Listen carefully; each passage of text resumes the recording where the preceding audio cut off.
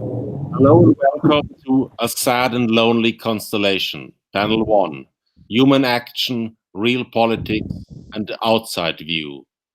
I'm now giving the mic to Richard.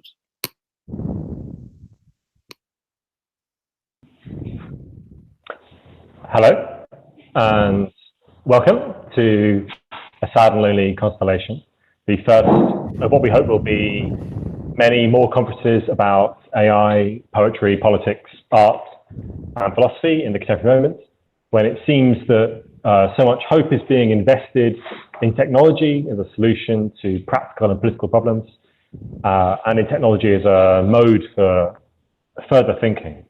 I'd like to thank Macau for hosting us in Milan. Thanks to everyone who will speak for giving us their time. We'd also like to thank Goldsmiths for the support, the New Center for Research and Practice for streaming this event. And most of all, I'd like to thank you for coming to this one day. We hope it'll be kind of enjoyable and first and foremost, and also provocative and exciting. We'll install in you all kinds of niggling doubts and uncertainties that require further collective thoughts and further collective action to resolve. My name is Richard Haynes. I'm going to introduce the conference more generally and then seamlessly move into introducing the first panel of speakers. Just to give you some kind of context for the conference, I want to make some points in advance. We're in Milan here.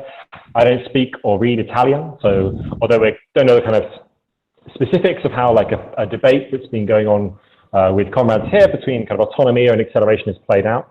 So we're interested in kind of elucidating the tensions between two different modes of political thinking, one which seems to skip always too far ahead and one that seems to kind of like drag always too far behind. We're going to talk a little about the kind of conjuncture that we're in, and speak a little bit about kind of against the notion of conjuncture as the only mode of thinking about politics or philosophy or human action more generally. The conjuncture is a concept that's been operative in left-wing and also in right-wing, I guess, thinking for a very long time. And it's a way of presenting politics as responding largely to a collection of problems that history throws up to us. Political activity, aesthetic practices, philosophical speculation, so on, all seem to need to respond to the revolutionary character of history itself, which is both epochal, in that it shifts between moments that are qualitatively distinct, and tangential, and it kind of marks kind of irreversible transitions or moments and movements in a single direction. And this moment, 2019, is a moment of profound emergency in lots of those dimensions. So fascism, climate disaster, mass migration. This social center has been involved in a kind of dispute with the Milanese authorities about its kind of own position.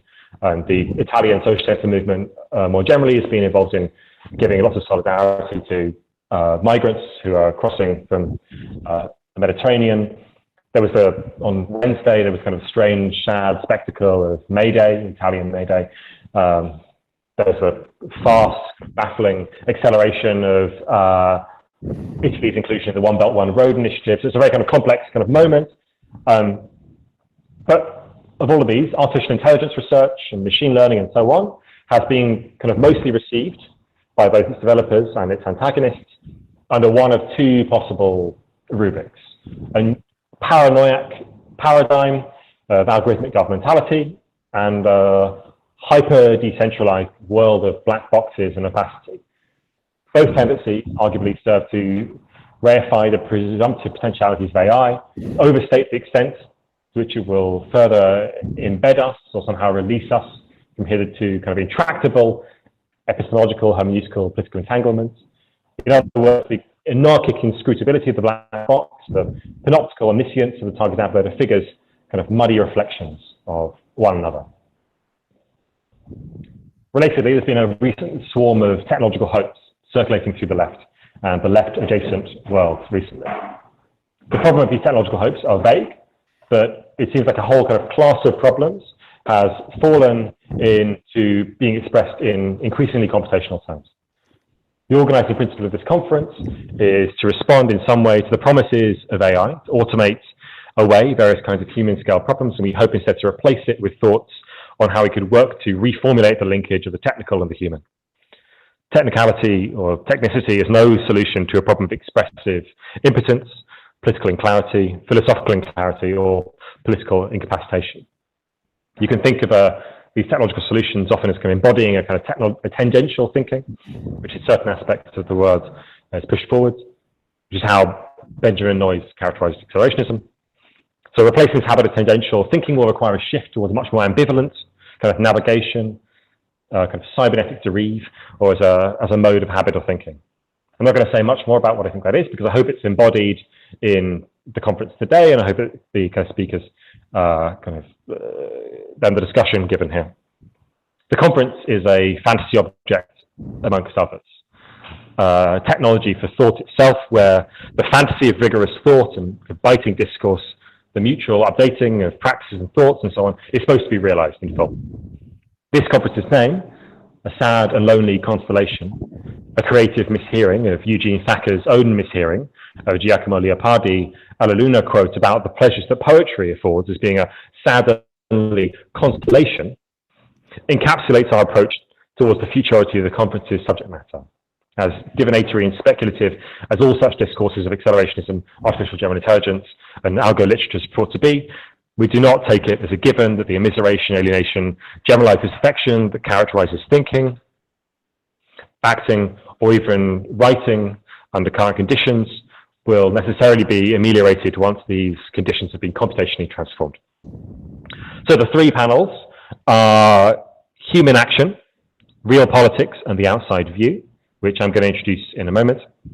At 5 p.m. Italian time, we're going to have, if I foresee that I'll write a book about Hegel, then I will write a book about Hegel, the autonomization of reason and philosophical systematization, which is led by Andrea Ragnar, which attempts to understand functionalism, rationalism, computationalism, and how these accounts can provide models for intelligence.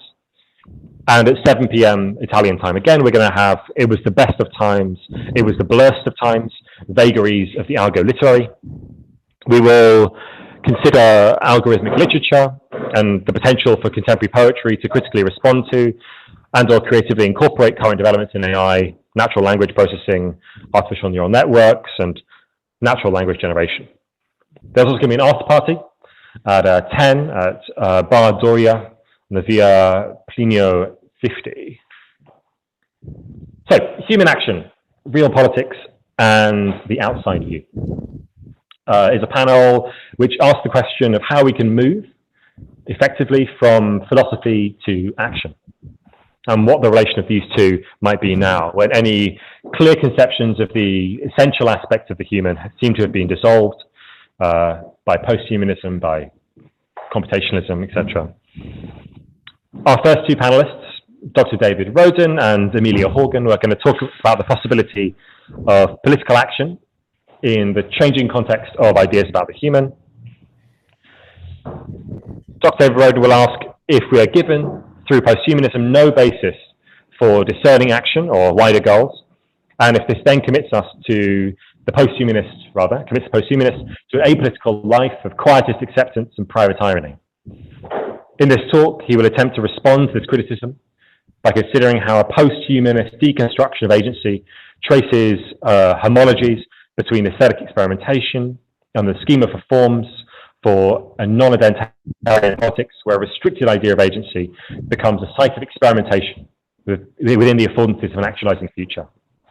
Amelia Horgan asks if the concept of alienation, which has sometimes been employed as the motor of Marxist antagonism with the world, and as a major and irreducible component of capitalist experience, must necessarily rely as a concept on a fixed and essentialized conception of the human to be conceptually sound.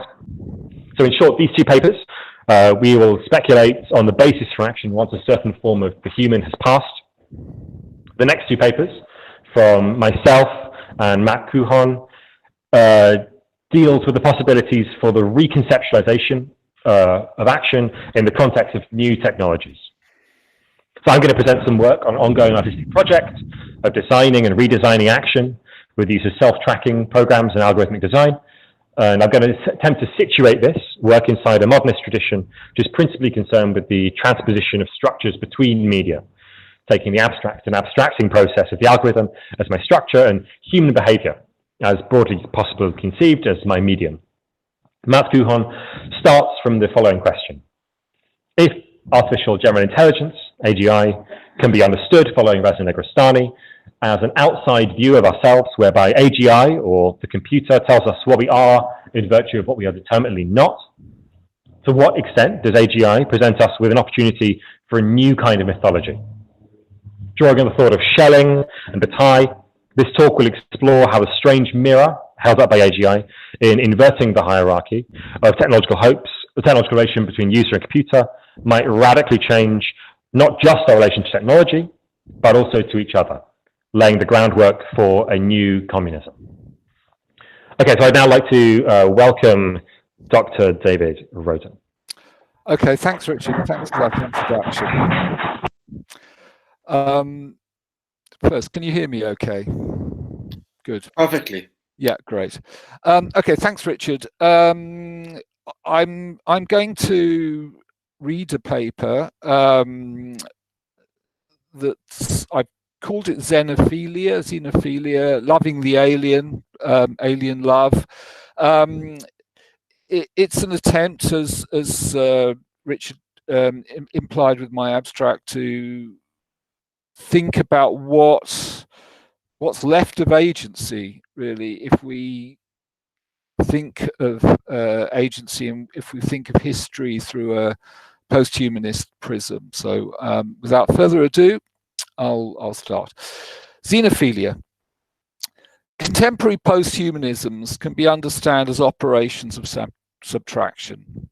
Each suspends or unbinds some epistemological and ethical privilege attaching to the human, whether as a vital embodied subject or the free rational subject of post-Kantian thought.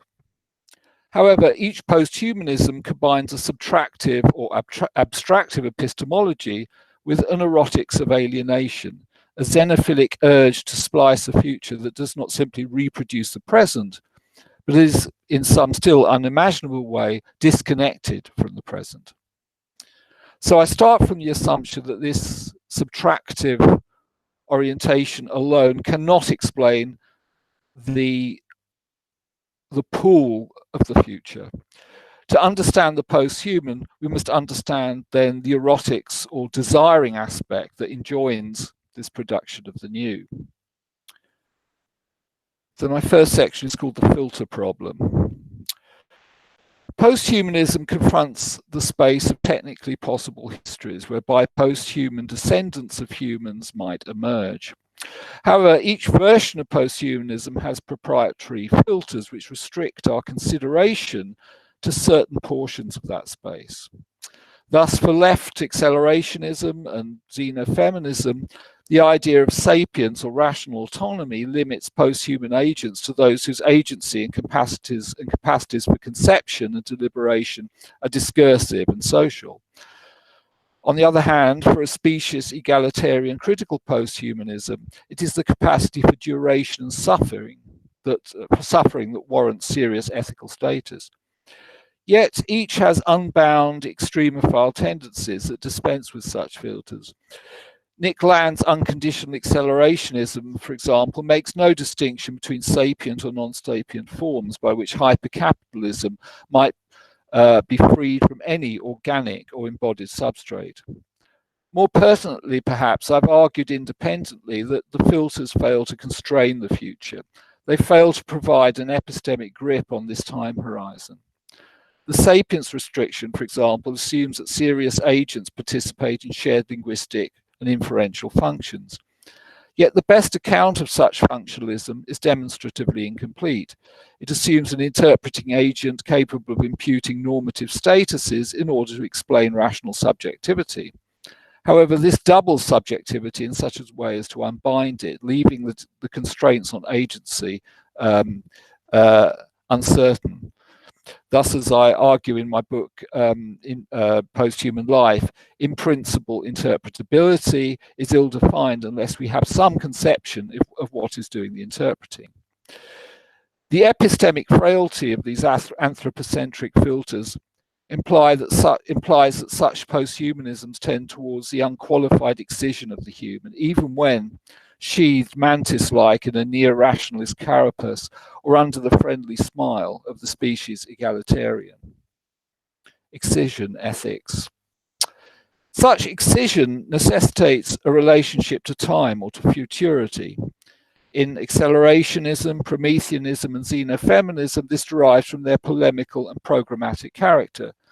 The outside remains to be engineered or solicited before it can be encountered.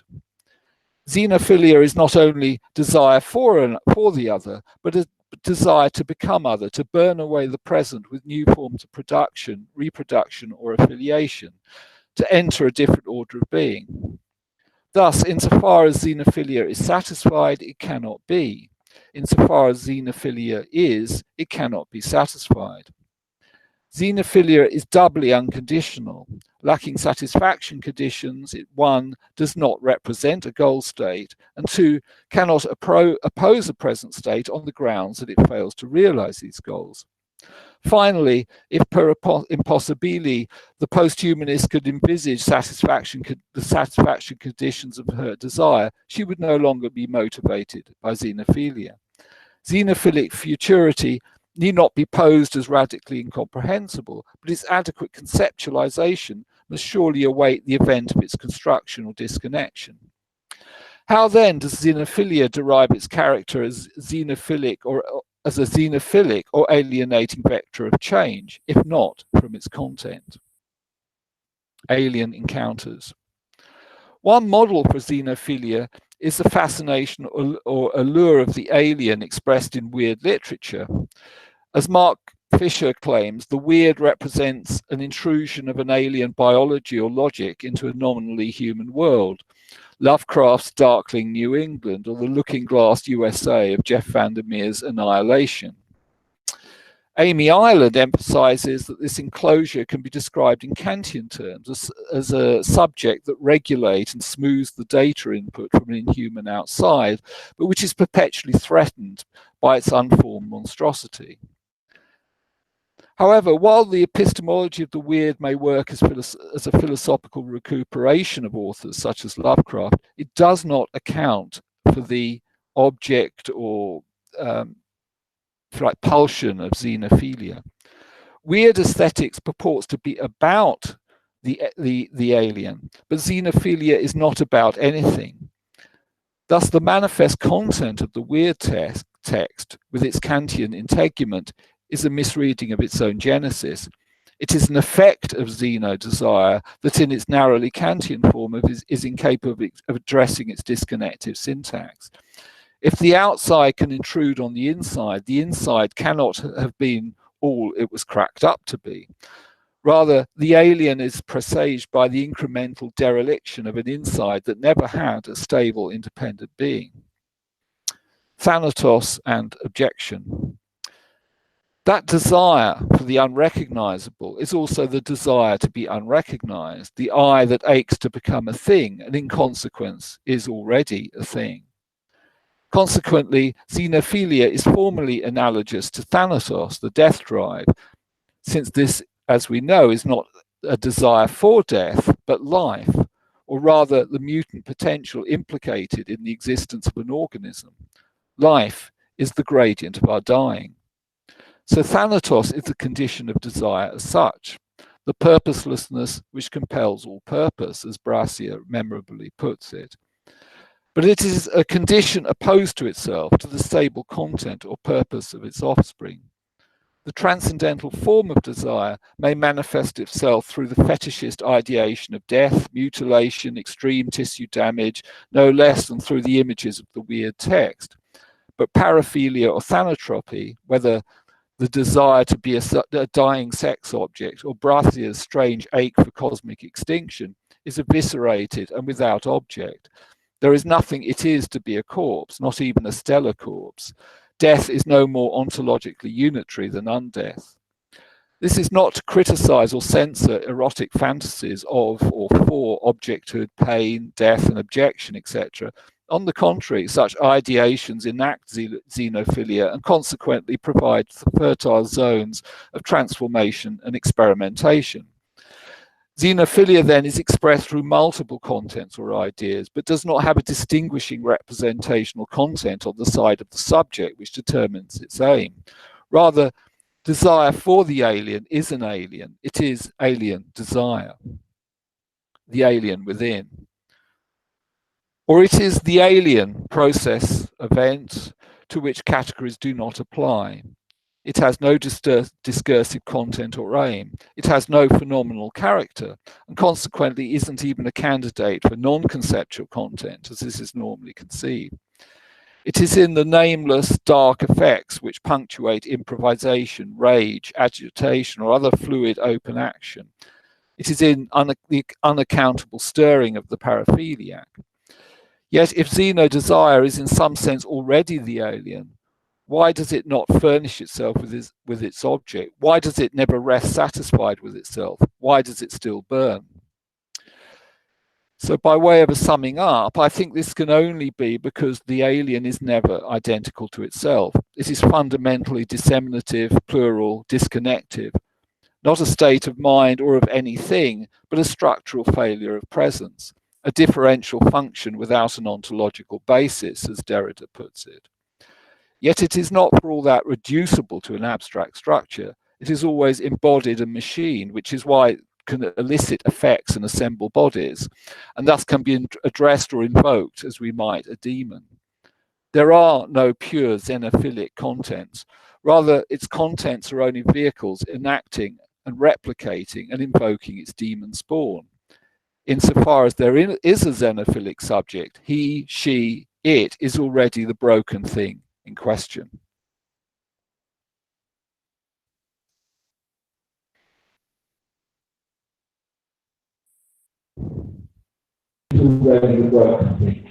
David? Yeah. Hello, you're breaking up quite a lot there. Could you go back about 2 minutes? Oh, sorry. Yeah, sorry. Okay. Sorry.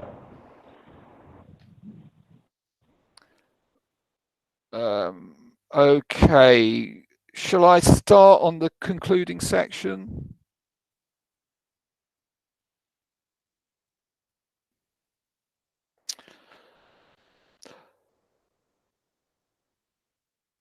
Okay, so right. So the take home from this, as I argue, is that the desire for the alien is itself alien.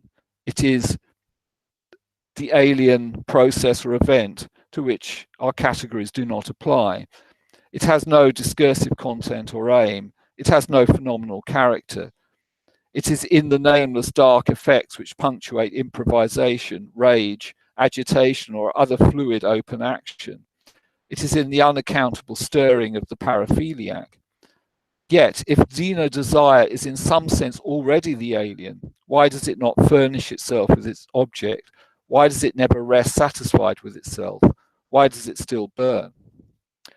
I think this can only be because the alien is never identical to itself. It is fundamentally disseminative, plural, disconnective, not a state of mind or of anything, but a structural failure of presence, a differential function without an ontological basis, as Derrida remarked. Yet it is not for all that reducible to an abstract structure. It is always embodied and machined, which is why it can elicit effects and assemble bodies, and thus can be addressed or invoked as we might a demon. There are then no pure xenophilic contents. Rather, its contents are only vehicles enacting and replicating and invoking its demon spawn.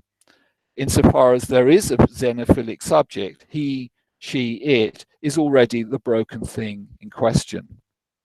I don't know if that came through a bit clearer.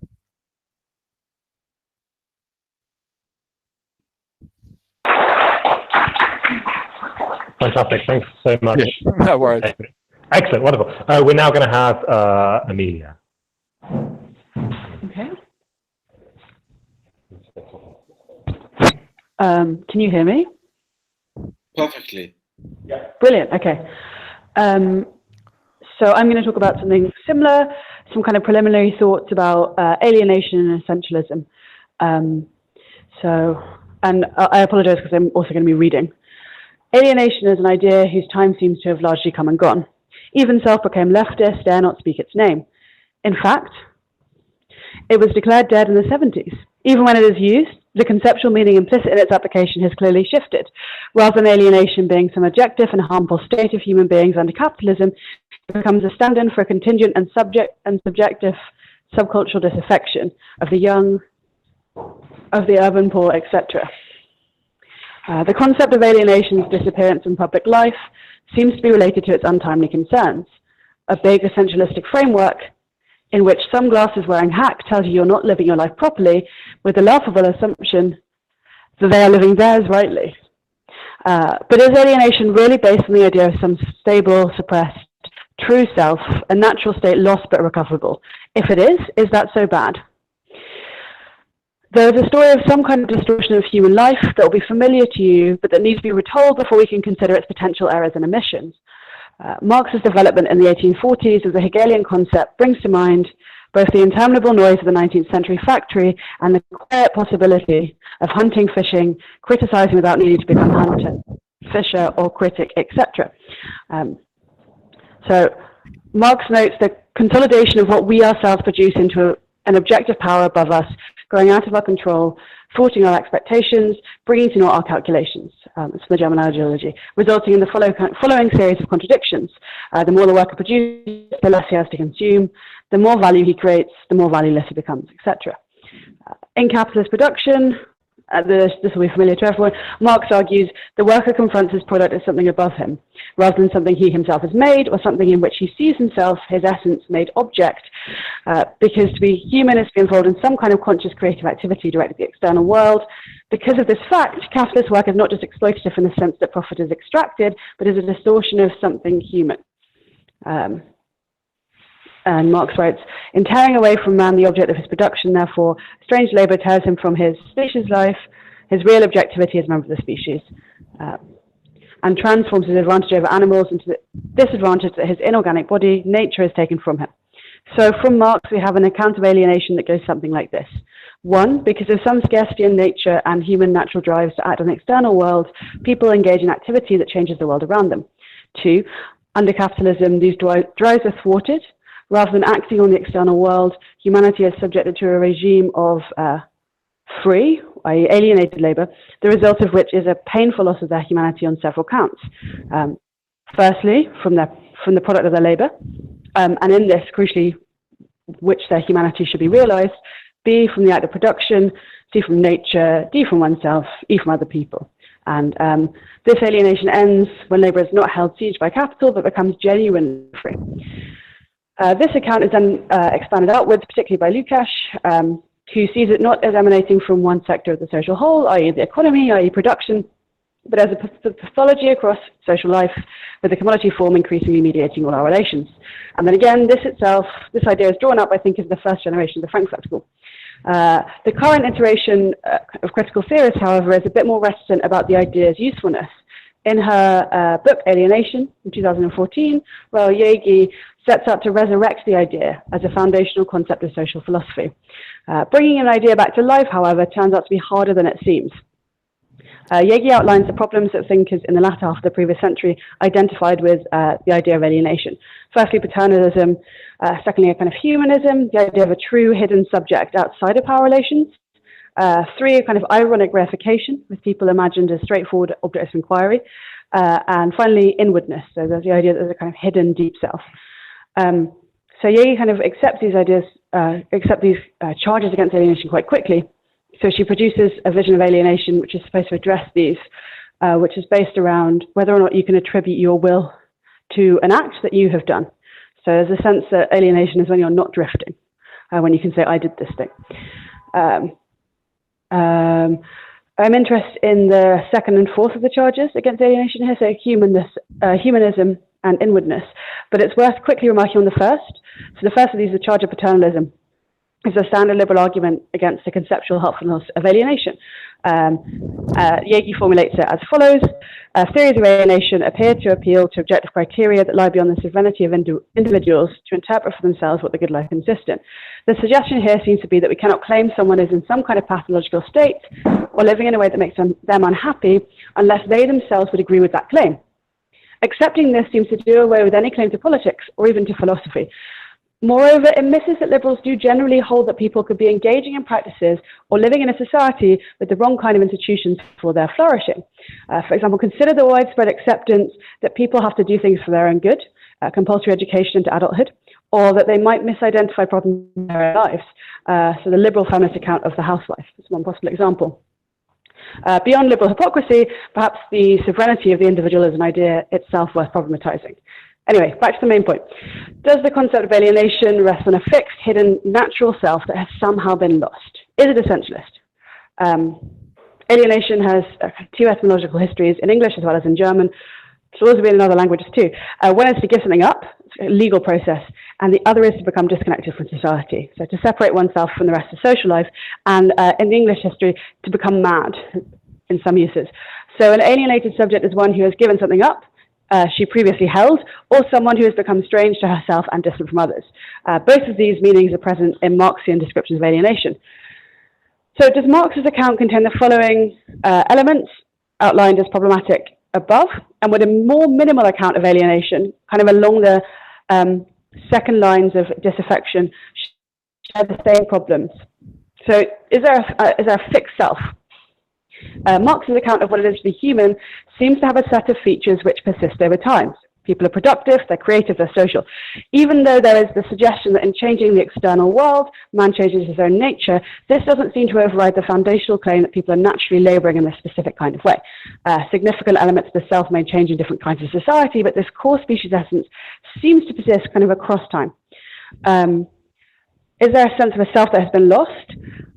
Not so much. So Marx describes a true self that has not yet been realized, even though there are kind of mini moments of its partial realization. Again, based on the idea that man is naturally laboring and creative, that when these tendencies are no longer pushed in the wrong kinds of direction, they will serve for a liberation, and in the divisions between types of labor, between people, and between necessity and freedom. His is a promise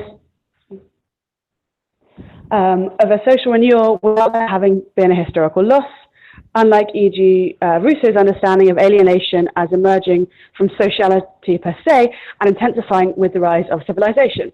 So Marx has the promise of salvation without the fall preceding it, saving without a decline. But does this vision rely on something that makes claims about nature which are not supportable? This seems like a more compelling problem. It is the way in which nature is understood in traditional concepts of alienation that has come under attack from radical rather than liberal critics. For example, Donna Haraway suggests that the idea of alienation involves a seduction to organic wholeness through a final appropriation of all the powers of the parts into a higher unity. Similarly, the Xenofeminist Manifesto, essentialist naturalism reeks of theology. The sooner it's exercised, the better. So what is happening in Marx's view of nature? To Marx, humanity is part of nature, but also stands above, changing the world in a way that no other creature can, and in so doing, recasting what nature is. Despite this sense of complex flux, the sense of history is driven by the meeting and elaboration of natural human needs and of nature, as opposed to the world remaining somehow fixed. It's no surprise to imagine nature as containing whatever we would like to. When we are happy, it appears to transcendentally hang together. When we are sad, we imagine all of it to reek of death and decay. In Milton's version of Eden in Paradise Lost, he has Adam and Eve put to work gardening, a dispute about which is causally significant in their fall. Not only do we project what we want onto nature, in so doing we change what it is like. There isn't a fixed point at which there can be natural nature to which we ought to return. In intervening and even merely in measuring nature, we change what it is. The suggestion that we develop or return to a natural life and a natural self, whether they've been lost or not, seem not to hold up to the ways in which the self and the external world are not fixed entities. To lose this element of essentialism, we would need to remove the genetic account of alienation from Marx's ideas. This wouldn't be a new thing to do. This kind of thing was proposed by Marcuse and Fromm, for example. Alienation shorn of the confidence in our ability to identify real needs or healthy relations. Fromm, for example, by alienation is meant a mode of experience in which the person experiences himself as an alien. He has become, one might say, estranged from himself. So you can see how this is a broader view. And Marcuse talks about this idea of a non-essential essence. So it pertains to a specific time, a historically contingent set of needs for human flourishing, which are temporally and geographically bound rather than belonging to the kind of deep time we see present in Marx's conception. An account of this more minimal kind seems to do away with the problem of naturalism. It could also allow for the different versions of the self, changing rather than fixed, that might address another problem outlined above. This move also locates alienation in human social life rather than emanating from production. And this might be a good or bad thing, I don't know. But it leaves us with a sense of individual and collective meaninglessness or disaffection that relate more to the way it is used by popular sociologists than used by Marx. Significantly, when alienation is used to mean the inability of a given group to attach itself to social norms and practices, within kind of mainstream sociology or kind of news presentation, this is taken to be straightforwardly bad. But the failure to attach or the promotion of detachment is not only the product of a social form that breaks up and reconfigures existing social relations, but could also be the starting point for new liberatory collective groupings and relations. If the figure of the ostensibly free but coerced wage labourer contains the possibility for the future emancipation of labour, then in her disaffection, the alienated subject finds the possibility, perhaps even the reality, of a life that she is able to make sense of and act within. So moving away from kind of an essentialist view of nature in alienation gives us a sense of the kind of essentialness of the concept, its potential value for future political action.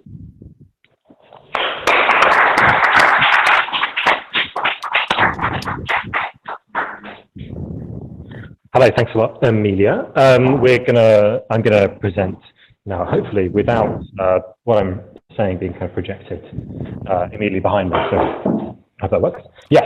Okay. Great. Can you hear all right? Is that okay? It's perfect. Okay. Fantastic. Okay. Good. So I'm going to talk about an artistic project that I've been kind of ongoing artistic project, which is about attempting to redesign the kind of process of living all of my actions slowly, more and more precisely through kind of pegging them, as one would kind of peg currency to the dollar, all of my decision-making procedures to a kind of outsourced bank of algorithms. So suppose we came across a race of aliens whose behavior was governed by strict procedure. Most of the time, they didn't seem to acknowledge your existence at all. They could be contacted, but only by means of a very particular set of conventions. And unless these conventions were respected, they would have no notion at all that you were there.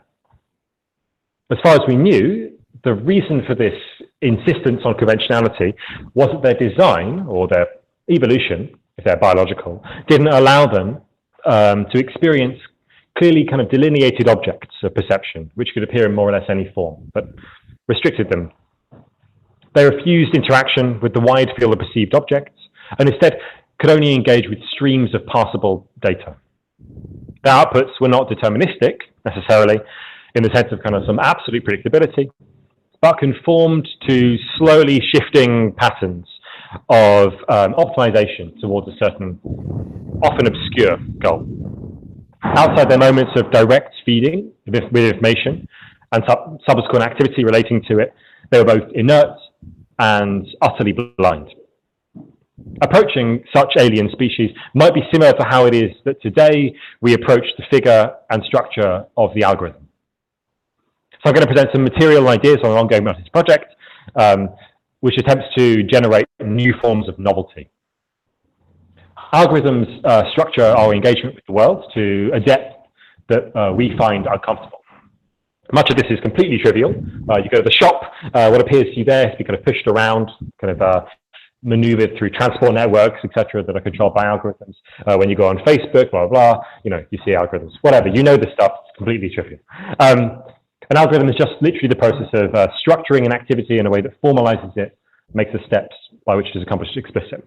So that sounds, in some way, like there's kind of no value judgment or even like an importance kind of placed upon this algorithm. But the combination of a rigorous formal logical structure and the necessity also of them being based in a particular media, so we have both the logic and the media specificity, means that they produce astonishing and novel formations. The medium of the algorithm, which is the computer, also operates as a particular form of cognition, which I don't think is especially unique, which I guess is a thing that other people in this conference do. But I do think it has marked kind of differences with the cognitive mode of humans as they currently operate. This is, of course, also a hugely contentious point that many people here will dispute.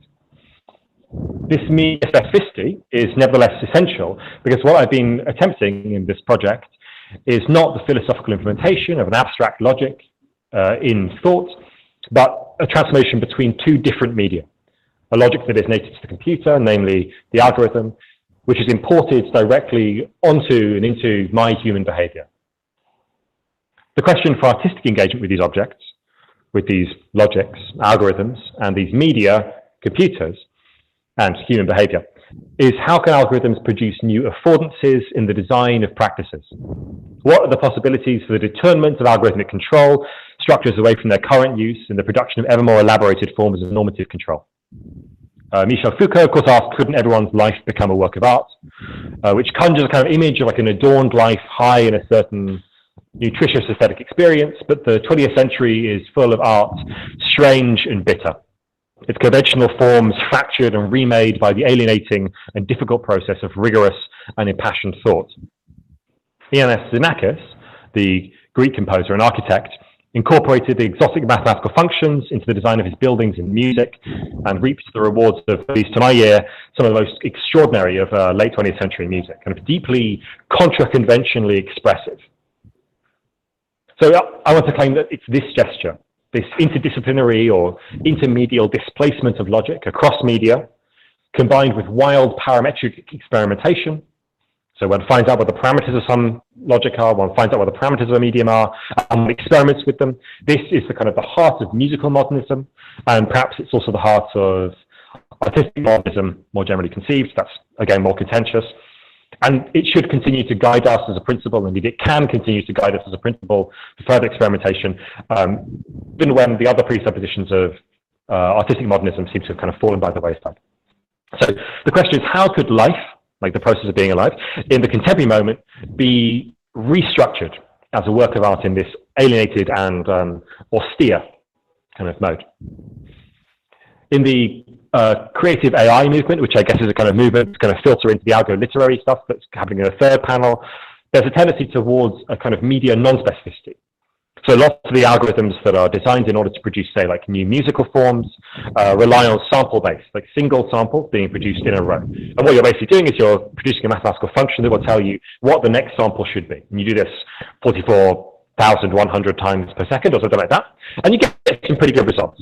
But what happens in the process is there's a restriction or a stripping away of anything that is specific to the medium that one is producing in. Of course, this kind of like end of the medium is something that happens I guess in the digital realm, some people think, but like I think it's still necessity. There's a necessity of holding onto it when we talk about human behavior. So when it comes to sort of human behavior in particular, we fall into a kind of disastrous conceptual abstraction. If we imagine that there is nothing specific in the inertial form of our human bodies, of our brains, etc. So it's a kind of understanding of this practice and thought that comes out of explorations more in performance art and in Deleuze's notion of the encounter than it does from the kind of systematic treatment of the notion of the algorithm in the philosophies that were presented in the next panel. This project is a combination of theoretical work, software design, artistic performance, and so on, which draws on the notion of the impersonal or human in contemporary philosophy, but attempts to think about them in relation to their design of like real-world activities. So I also want to connect this with what Laboria Kabunix suggested, that gender hacking, in particular, be made into a kind of a long-term extensible strategy. They say a strategy for wetware, akin to what hacker culture has already done for software, constructing an entire universe of free and open source platforms that is the closest thing to a practicable communism many of us have ever seen. I'm interested in the kind of practical automation and theoretical diagramming of our decisions, and the liberatory prospects for pegging decisions to non- and inhuman forces and structures, and more generally the relation between notions of freedom and systems of control. So if nothing else, in this project there's the kind of possibility of, through involvement with algorithms, that our lives too might begin to resemble, in their formal architecture, extraordinary modernist artworks. Although that seems maybe like an absurd aim, there's also the project of being project also aims to explore what the impetus of these structures might be beyond their submission to instrumentalization by humans. It does this through acting in relation to algorithms in such a way as to encourage their further development. The orientation to algorithms here is like that which one might have towards a child. Much as one does not expect a child to be able to fully articulate reasons for their actions, nor have a distinct sense of their own self and their projects and aims, one acts around them in such a way as they might in future develop themselves. Similarly, in this, the computer theory historical literacy, we might act similarly. So we have here the kind of reverse relationship of affordance and flourishing characteristic of left accelerationism.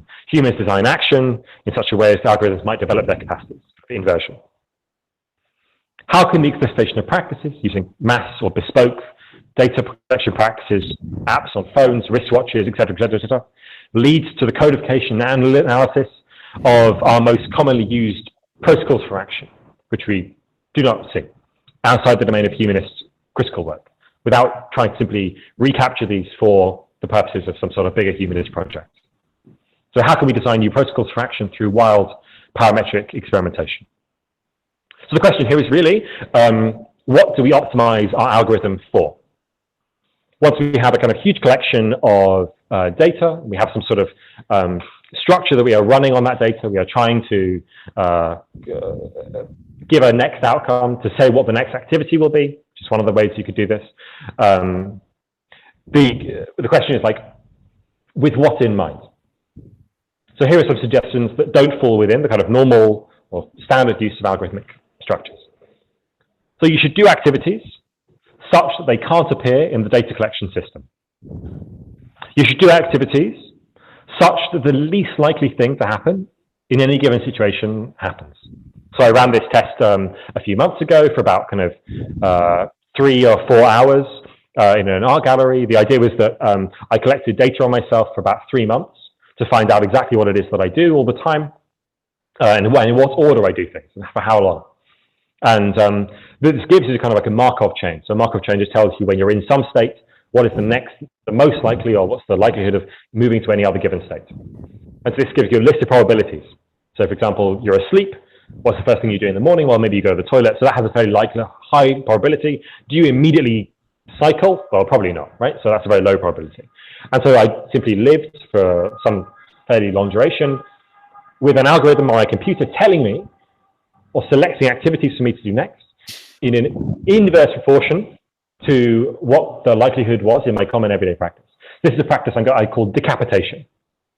You simply don't have any control over what happens. Do activities such that the data collection algorithm most clearly understands what it is you are doing. So do the absolute middle version of whatever activity, do the absolutely most highly predictable version, so that the chance of it predicting that you are doing a certain activity at a certain time is the highest it possibly could be. Do activities such that over time, the set of activities the algorithm is capable of understanding as distinct increases. So that means that you kind of push towards, in the collection of data, you push towards edge cases. And this means that the algorithm eventually kind of manages to distinguish between different kinds of edge cases. Do activity over time so that some variable is maximized. So for example, this is what's happening on Facebook, of course, like, you're trying to be there for the longest time you can. Do activities over time such that some kind of structure visible in the activities you were doing becomes invisible. Do activities such that the hyperparameter tuning of the kind of structure of the algorithm, the structure of the networks you're looking at, which effectively captures activities, do such a thing so they are shifted. So you might think there's a kind of homology for critical practice more generally, the awareness of the hyperparameter, the awareness of the thing that is tuning the system that you are involved in. Do the activities of another person. It's an interesting one. As this kind of data kind of gets like extracted from you, moves around, it becomes possible to simply import the habits, download habits from other people. download ways of functioning that other people engage in. And so over time, there's a kind of like a confusion about who exactly is operating here, who exactly is acting. So these are the kind of some suggestions about how one might relate to one's own data in the kind of quantified self, paradigm, but use it for a project to direct artistic modernism. Good. So that's the end of the presentation. I'm going to pass over to Matt.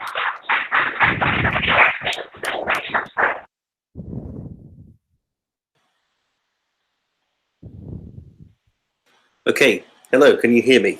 Yes, perfectly. Yeah. Great. Okay. So yeah. Hi everyone. I just want to say thanks for having me. It's really nice to be here.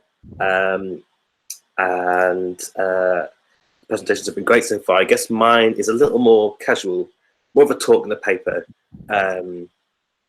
And so what I want to talk about today is some of the weird ways in which AI might provide a new ground for previously unrealized political potentialities, but in a way that drags into the discussion some philosophical and not so philosophical reference points that might be surprising enough to shake up the prospective discussion.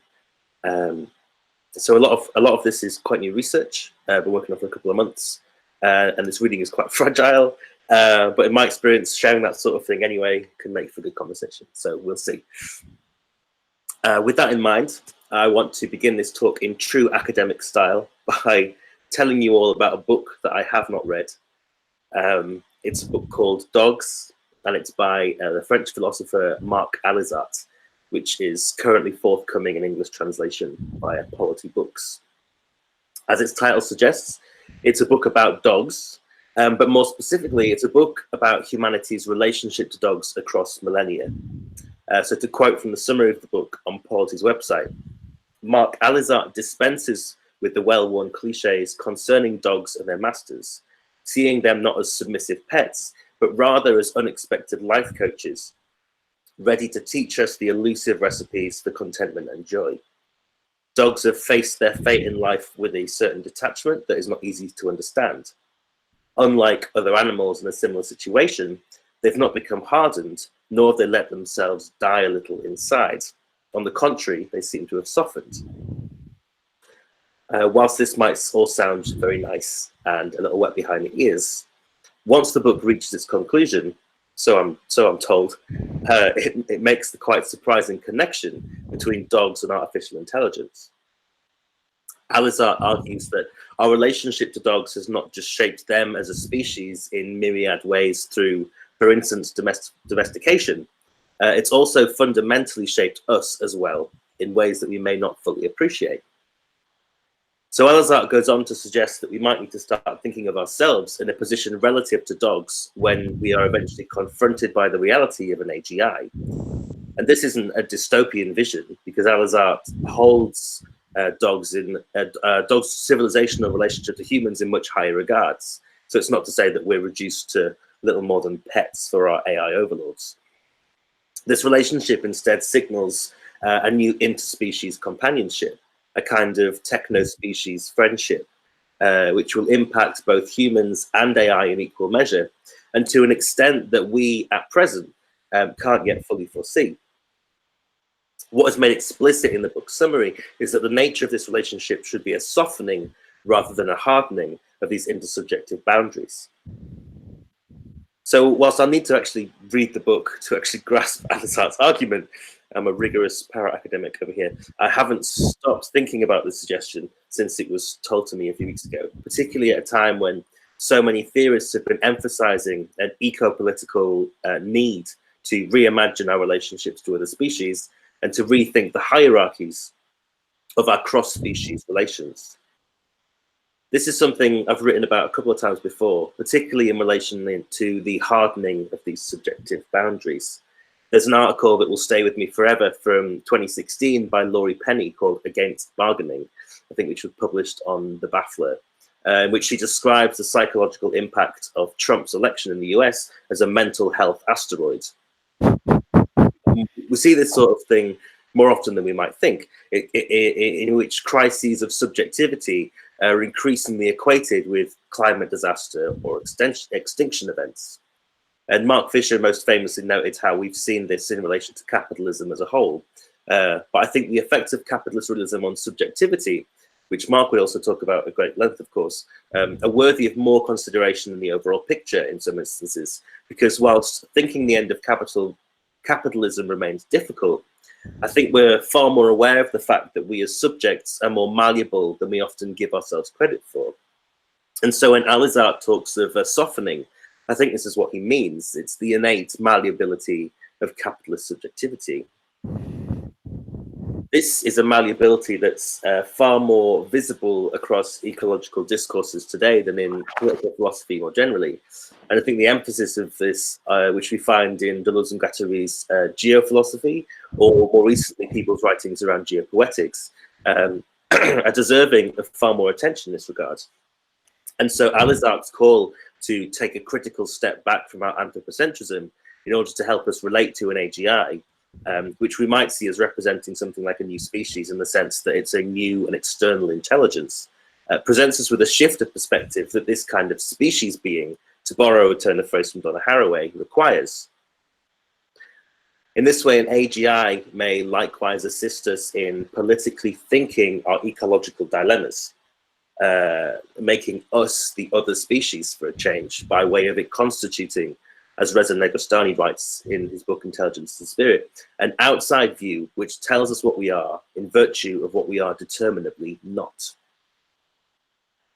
Reza's book is a particularly interesting example of this kind of philosophical discourse related to AGI because he infrequently nods to this kind of intersubjective relation. For instance, when writing on how we can rethink the very task of a philosophy of intelligence, he writes, quote, "In an age when philosophy is considered to be at best an antiquated enterprise, and at worst a residue of what is orthodoxly normative, patriarchal, repressive, and complicit with all that is overprivileged and fascist, what does it mean to rekindle philosophy's insinuative temptations to think and to act, to galvanize that activity which at bottom is impersonal and communist?" End quote. So in writing on this before, I've always emphasized the observation that actually when we see these lots of post-capitalist, but also post-apocalyptic dramas in our fictions, they almost always occasion the emergence of a newly communal, collective, and yes, communist subject. The TV show The Walking Dead is a particularly interesting, if bad, example, where a zombified dead provides the central characters with this outside view of themselves by telling them what they are in virtue of what they are not, causing a complete social breakdown of the kinds of communality we know, and leading to us seeing this communality rebuilt in a variety of different ways. Those who are unable to adapt die, and so a great deal of emphasis is put on this human malleability. However, this is a prevalence that the prevalence of this kind of narrative in horror. It's also interestingly central to Lovecraft's Cthulhu mythos. Whilst innately acknowledging the truth that such a transition will never be easy, it may also, and it may be, by present standards at least, in some senses, deeply immoral. It also betrays the depths of our own present pessimism. So what I'd like to consider here very briefly, after an all too long introduction, is a very different perspective on that than that recently made popular by Reza's book, one which focuses on fictions, but reimagines their valences down a trip down a slightly different history of philosophy than the one deployed by Reza. For instance, while Reza might argue that this outside view of ourselves has constantly been attempted by philosophy, arguably often failing, albeit productively, I'd like to shift away from this argument and instead argue that this is more accurately the purpose of mythology. I wonder, how can an AGI help us reimagine mythology in a way that has long been desired, but has never been fully actuated within our reality? And further to that, how we might consider a newly mythical thinking to also be innately communist. So first things first, and being all too aware of time, I want to give a whistle-stop and inevitably reductive history of mythology. Studies of mythology in the West typically begin in Greece with the likes of Plato and Aristotle, for whom philosophy was understood to be the return the return of a knowledge following the prehistoric age of a pure theology. So mythology, then constituted by fragmentary memories of a time before writing, becomes for the Greeks a transitory knowledge on which Aristotle in particular would ground his hermeneutics, notably named after the mythical figure of Hermes, the messenger of the gods. So in this sense, philosophy is born of, but distinct from mythology, essential as these tales were to the Greeks, providing their philosophers with a language and a vocabulary, more than anything, through which to comment abstractly on thought and that which is both within and outside of themselves. Philosophy was nevertheless placed above the myth in a new hierarchy of human thinking. Fast forward to the 18th century, and this hierarchy between mythology and philosophy is disturbed. Myth begins to rise above philosophy as the imagined home of a profound and original knowledge, of which philosophy is only ever an extrapolation and a reduction. And this triggered something of an existential crisis among thinkers of the age, the Romantics in particular, wanting, in some instances colonially, that is literally and physically, to return to a mythic space-time in order to acquire a glimpse of this original truth, instead find themselves blinkered by the strata of reason in which they are embedded.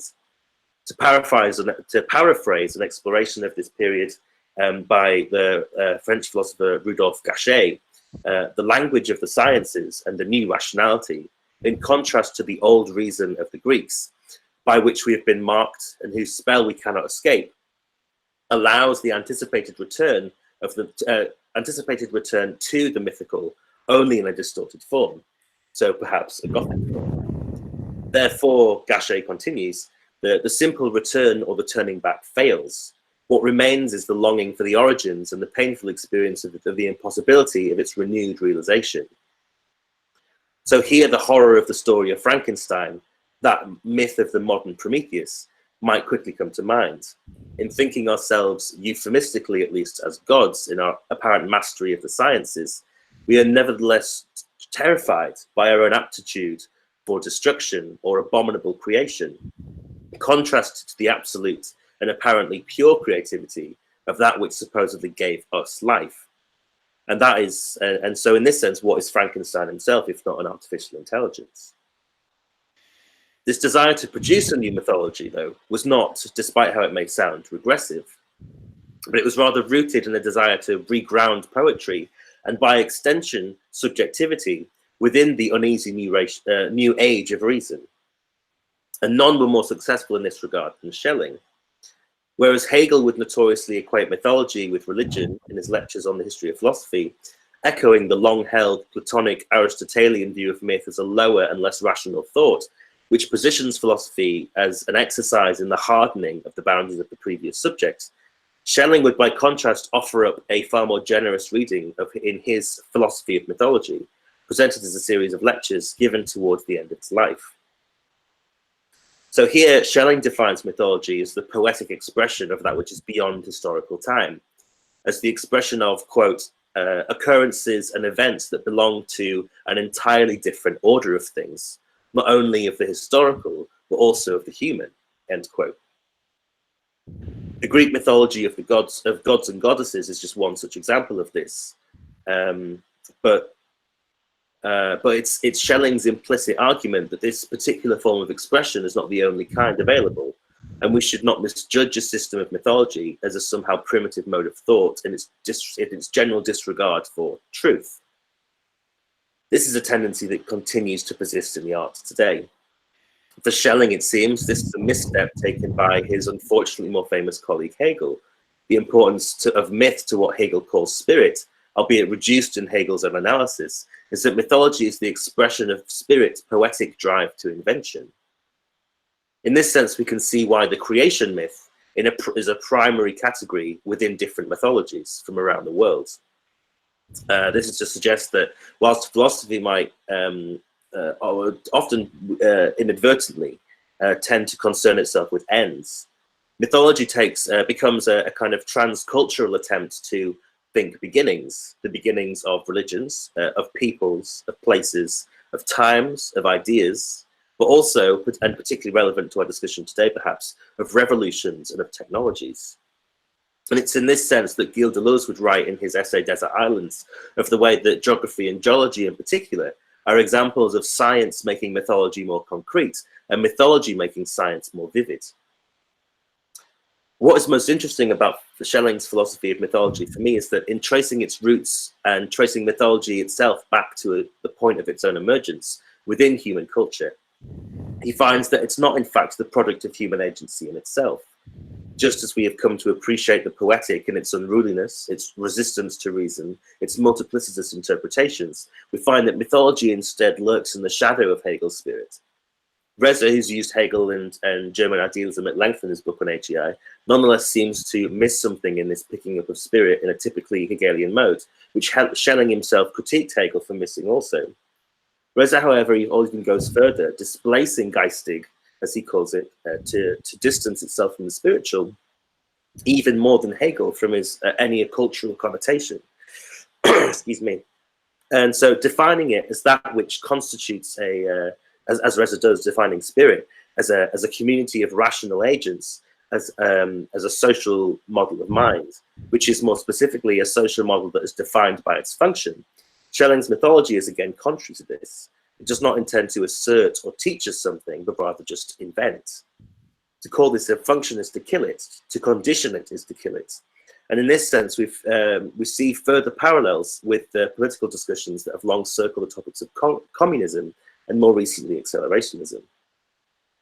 So to conclude, the importance of myth to this discussion of an emerging AGI is that in its own uneasy outsideness, in being that which emerges from us but is beyond us, its future origins may shift our own origins and their predominance.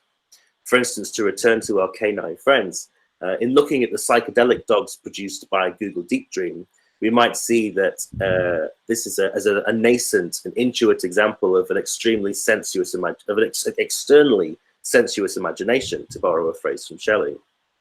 And yet in its imaging of noumenal dogs, it's still the product of a deeply anthropocentric subjectivity.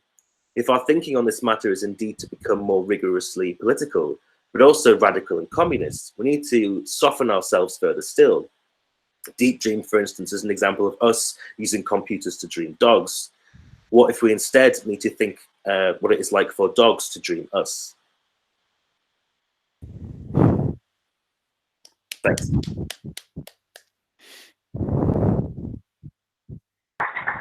Fantastic. Thank you so much, everyone. Thank you, Dr. Thank you, David. Thank you, Amelia. Thank you, Matt.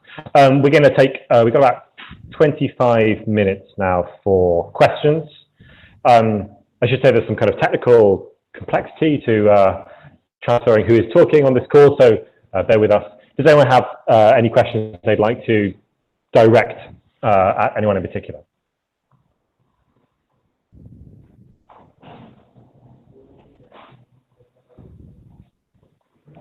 Do any of the panelists have like a response they want to make to someone else?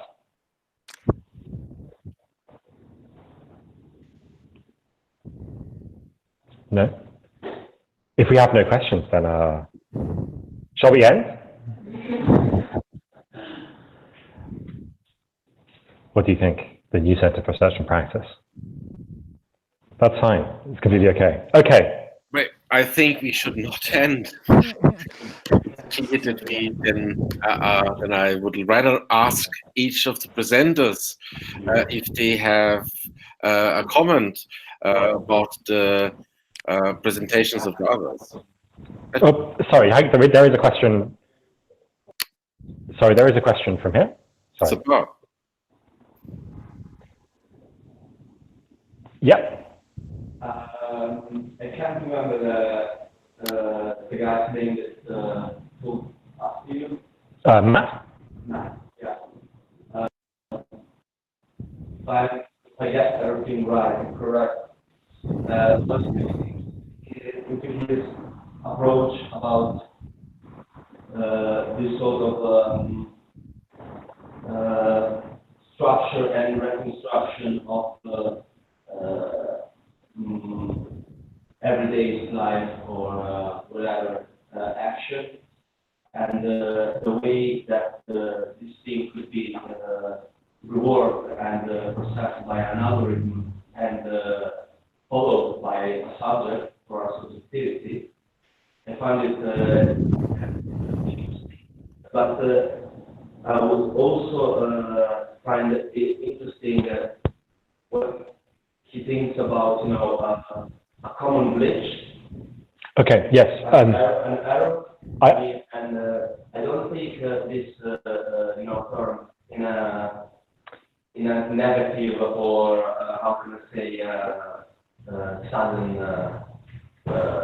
perspective. Okay. I'm just interested the way subject could approach all generated glitch. Okay. Fantastic. Yes. How can I say what he said? I need to relay the question, so can I repeat the question back to the people? Okay, so the question is, if you can hear me, I can. The question is, in this kind of construction and reconstruction of human praxis, it's a question for Matt. What do we make of the notion of the glitch, the notion of the kind of the error that kind of creeps in, not in a necessarily kind of negative way, but in a subjectively created error?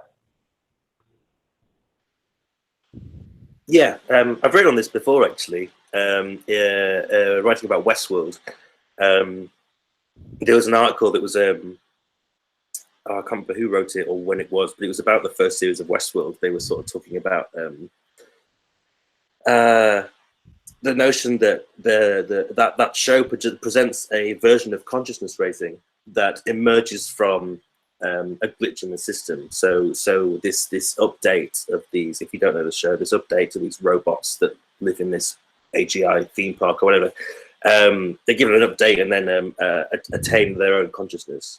And there was a bunch of articles around the time that sort of framed this as the glitch is the guy who runs this park makes the suggestion that human evolution in itself is an example of the glitch at work. Like that we could say that the whole of civilization is the result of, or even the universe is a series of results of glitches. So they try and reframe it as this positive thing.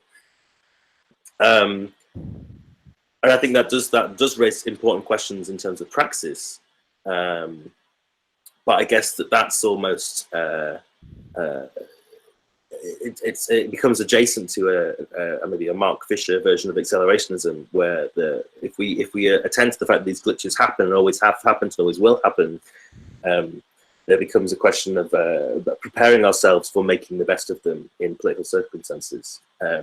So there's often been the argument that was what the right did so successfully when Trump was elected, that here was this glitch in the political system that was exacerbated to the extent that it made political gains for one side.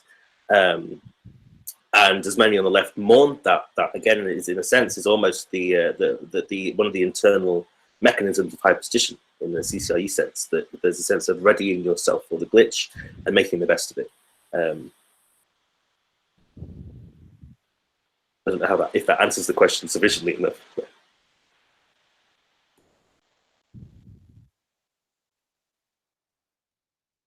I have one question, if it's okay if I ask it.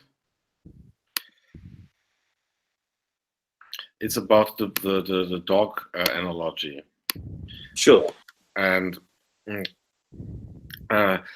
the 2017, there was a paper published, and its name is "The Effects of Domestication and Ontogeneity on Cognitions in Dogs." Hello, sorry, we're missing almost all of this. Sorry, can you repeat the question? Sorry. Okay, I'll repeat it. So in 2017, the Institute for Wolf Science in Vienna, it really exists, there is an institute named that, published a paper, and the paper is named "The Effects of Domestication and Ontogeny on Cognition in Dogs and Wolves." I hope I was audible. And that paper just came to my mind right now, because the conclusion of that paper is that dogs have much less capacity to understand cause and effect.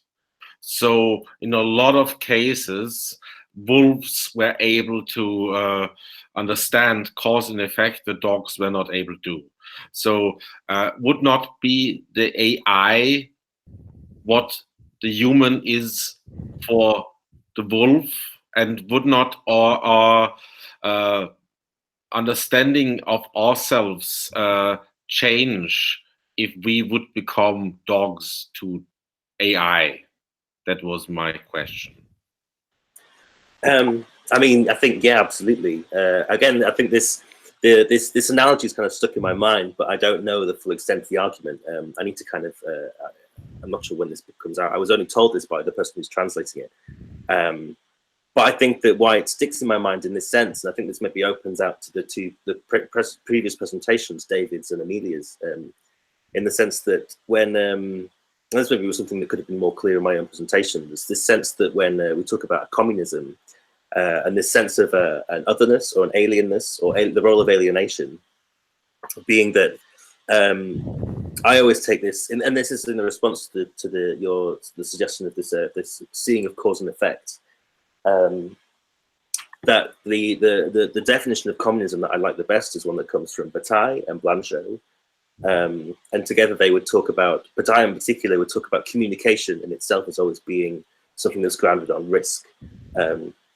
So you're every encounter with the other person, the other species maybe, is always predicated on the sense that what you have to say the other person might not like or whatever else, and so either symbolically or in some instances quite literally, communication can always risk life. It's always inherently that way. And I guess what I like about this dog analogy in a sense is that I guess it's this softening. So I mean, it'd be great to read that paper and to understand this sense of wolves in particular. I must admit that the science behind this analogy is not up to scratch, if there is any at all. But I like this sense that, yeah, so in terms of a domestication, it's like when he calls dogs of this kind of softening, that there's a certain openness. And I think this is something that Reza Negrestani writes about elsewhere. It's like he calls it making yourself a good meal. You don't reach the outside reaches into you, and what you can afford from that is how productive that situation can be. And it's maybe not always pleasant. But I guess that's also the point that comes from David's talk, in the sense that the alien being that which never coincides with itself. And that's almost identical to how Blanchot terms communism, in the sense that a communist is that person, in his sense, especially after the state communism of the 20th century, but the communist is that person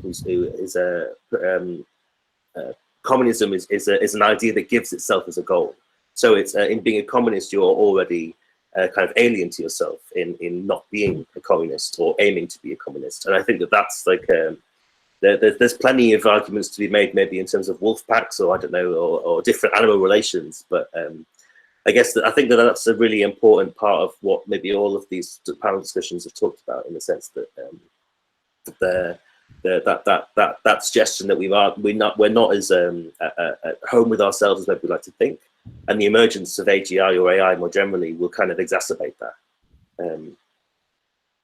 So in terms of that, the point of cause and effect, I think that actually becomes like a major thing for us too, in the sense that we don't really know what's going to cause this and what the effects will be.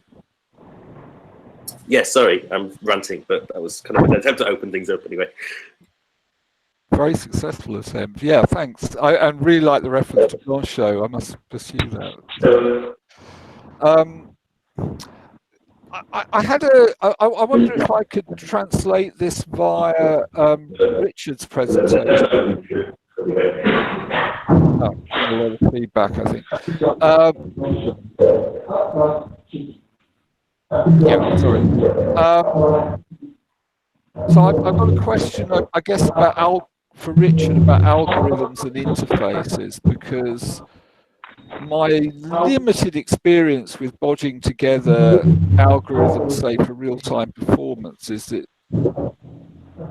in a way, the way you interact with the algorithm often has very little direct relation to the actual computational structure of the algorithm. You always need something between you and the algorithm to interact with it in real time. I don't know, it might be some sliders or some kind of graphical interface or something else. And I'm just wondering, in a sense, if we're to use algorithms to, in a sense, transpose ourselves into modernist works of art, how transparent the algorithm would need to be for that to operate.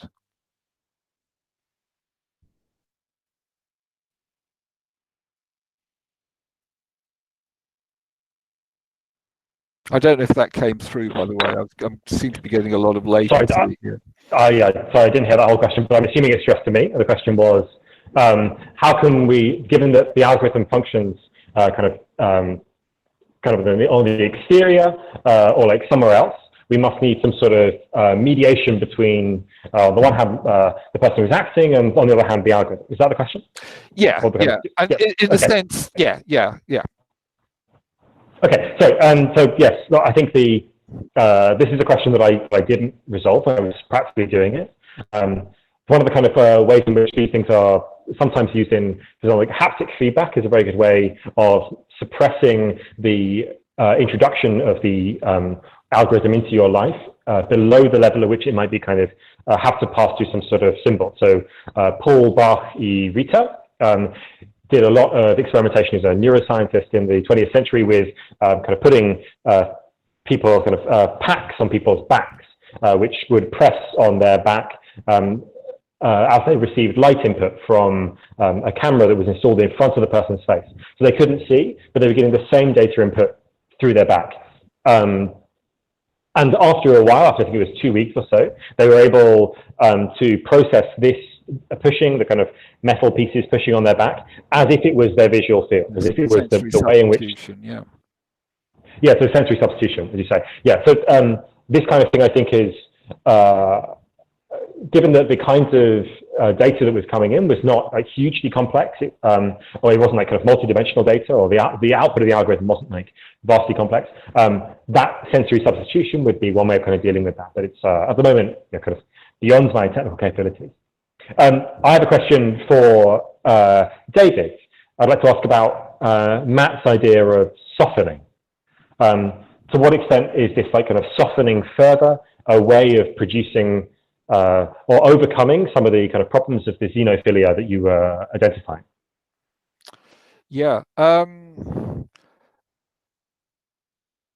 I mean, in a sense, I mean, the notion of xenophilia, as I said, it's a kind of is a way of understanding, I guess, what's common to a range of sort of future-directed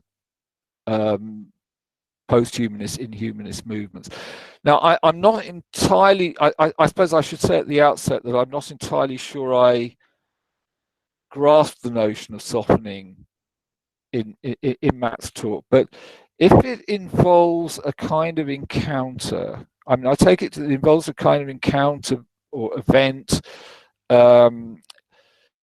where through interaction, through some kind of interpretation, the interpreting subject or subjects are kind of altered or come to understand themselves differently. I mean, I think that could instantiate certain forms of what we might call post-human becoming.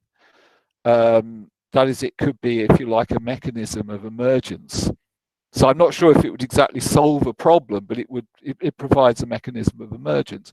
I've got a few worries about the notion of general intelligence, let alone artificial general intelligence. That is, it's not clear that there is such a thing as general intelligence. There may, the minds may be like Swiss Army knives with lots of integrated functions, none of which, but no kind of global function corresponding to something we might want to call general intelligence. So generally, I've got reservations about this kind of Hegelian sort of prospectus, much as I admire the way Reza is using it for understanding the idea of AGI. I guess I'm not. I wonder also how the notion of softening addresses kind of blockages or impasses in interpretation as well. You know, just points where interpretation doesn't happen or just things go really awry, which seems to be also a possibility here. You know, especially if we're dealing with, you know, vastly complex systems, which, you know, we may not may not be in a position to interpret very easily. I mean, one of the standard models of interpretation, you know, you get from Quine and this kind of post-Quinean stuff on radical interpretation, radical translation, is the idea of the field anthropologist and the native who observes, you know, pointing at a rabbit. And of course, it's idealized in all sorts of ways and probably has all sorts of unpleasant colonialist overtones. But there is a kind of truth there, that namely that the interpretation as we understand it tends to involve bodies in a common space and time, which is precisely what may not be possible when we're dealing with systems that are instantiated in bodies as we understand it, and which, you know, operate perhaps over a different geographical, different spatial and temporal timescales. So I think it's a lovely model, and I love the way Matt played with it. But I'm you know, it would be interesting also to problematize it and kind of see where those tributaries run.